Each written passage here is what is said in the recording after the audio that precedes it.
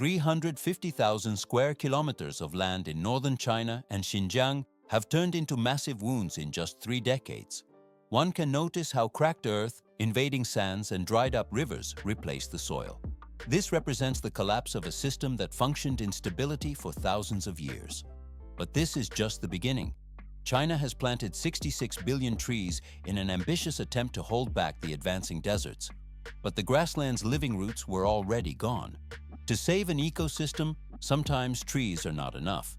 Why could a species that vanished from nature help rescue an ecosystem on the brink of collapse?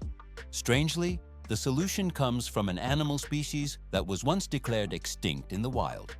At first glance, this seems minor, but in reality, it restores the critical balance. The biological recovery moves forward from this point. Hundreds of thousands of years of evolution in the harshest climates of Central Asia have sculpted the Przewalski's horse. This animal remains the only truly wild horse species on Earth that has never been domesticated by humans. One can notice the stocky body, the powerful legs capable of traversing rough terrain, and the short, upright mane that bristles against the wind. Their sharp, constantly alert eyes scan the horizon without pause. But this is just the beginning of their uniqueness. Why is this specific species defined by ecologists as an irreplaceable grassland regeneration machine? The answer lies in an evolutionary adaptation invisible to the naked eye. It turns out that their dental structure and jaw muscles differ significantly from modern livestock, allowing them to process low-growing, dry, and nutrient-poor grasses.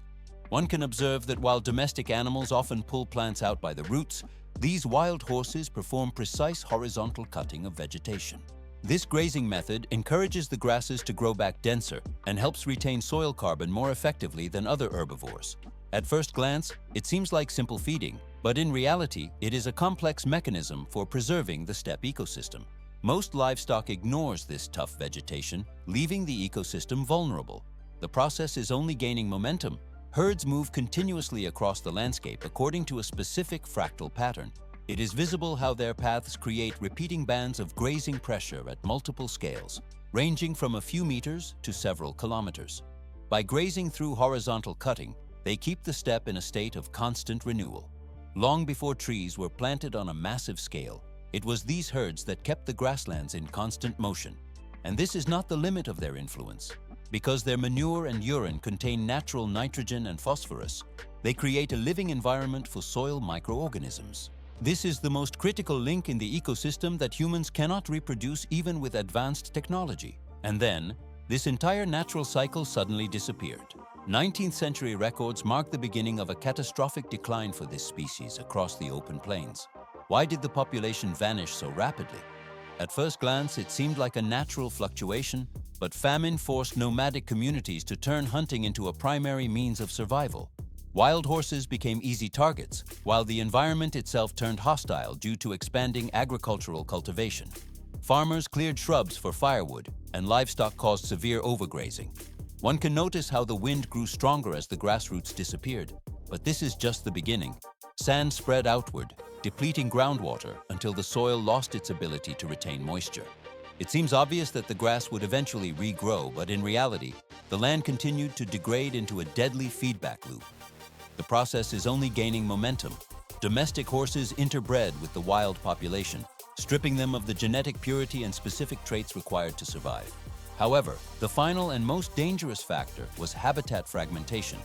Migration routes stretching for dozens of kilometers were cut by fences, roads, and plowed fields. It is visible how large herds fractured into small, isolated groups containing only a few individuals. Genetic diversity declined, causing juvenile mortality to rise sharply, while resistance to disease fell to nearly zero. One can track this tragic trajectory in the records compiled in the International Union for Conservation of Nature Red List. 1969 became the date of the last reliable observation, according to the Przewalski's Horse International Studbook. Only a few faint hoofprints and strands of hair caught in the wind-stripped grass remained for the researchers. The subsequent expedition returned with a cold conclusion. Przewalski's horse was extinct in the wild, leaving the vast land silent. Fewer than 12 individuals with reproductive potential remained when the species was confined to zoos. Everything becomes frighteningly silent. When the species vanished, the ecosystem lost the force it depended on. The loss of a single link sent the entire system over the edge. But this is just the beginning. To understand the crisis, the system must be viewed through the lens of ecology. Why does the disappearance of horses push the entire grassland into collapse? At first glance, grass and soil seem to be self-sufficient elements. But in reality, they rely on a complex network of connections, including microorganisms, moisture, and predators. When grass roots are lost, the soil can no longer retain water. One can notice how plants fail to grow when the earth cannot hold moisture. When there is no vegetation, herbivores disappear and predators move away. The soil microbiome collapses long before humans can see it. Trees remain stationary, but Przewalski's horses move, creating grassland mosaics, distributing seeds, and recycling nutrients. It is this movement that has been missing for decades, and the difficulty only increases. Scientists realized a harsh truth about the remaining population. The rate of inbreeding was extremely high, meaning every newborn had to be tracked through detailed pedigrees. A single small mistake could erase decades of effort. The Przewalski's horse stud book, established in 1959, became the most critical genetic record for survival. Scientists designed breeding pairings using algorithmic selection to maximize diversity. Many individuals were excluded from the program because their levels of inbreeding were too severe.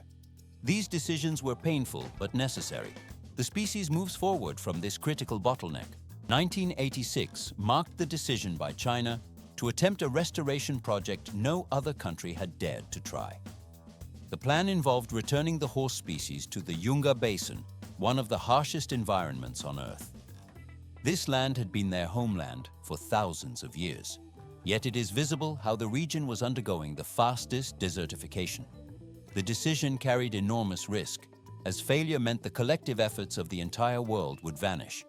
At first glance, keeping the species alive in captivity seemed sustainable, but in reality, it only postponed the inevitable question of survival. Why was this period so deeply controversial within the conservation community?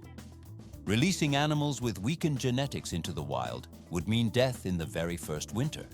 Some argued that restoring a species with almost no remaining wild genes was pointless, while others believed nature only needed a small chance to repair itself. 18 individuals from Germany, the United Kingdom, and the United States arrived in Xinjiang to face the elements. They lived in vast semi-wild enclosures, learning how to find water sources. One can notice how the animals had to withstand sand-laden winds in the open. It was critical to survive winters where temperatures could fall below 40 degrees Celsius. Scientists did not know whether the horses could adapt or if they remembered how to live in the wild. But this is just the beginning of the experiment. The group was officially named Junger Herd 1. It consisted of carefully selected mares and stallions carrying sufficient genetic diversity. Physical strength is visible in the animals chosen for this first reintroduction attempt. Technical identifiers like 6H0113 and 5F122 became known. The herd stands ready for the challenge.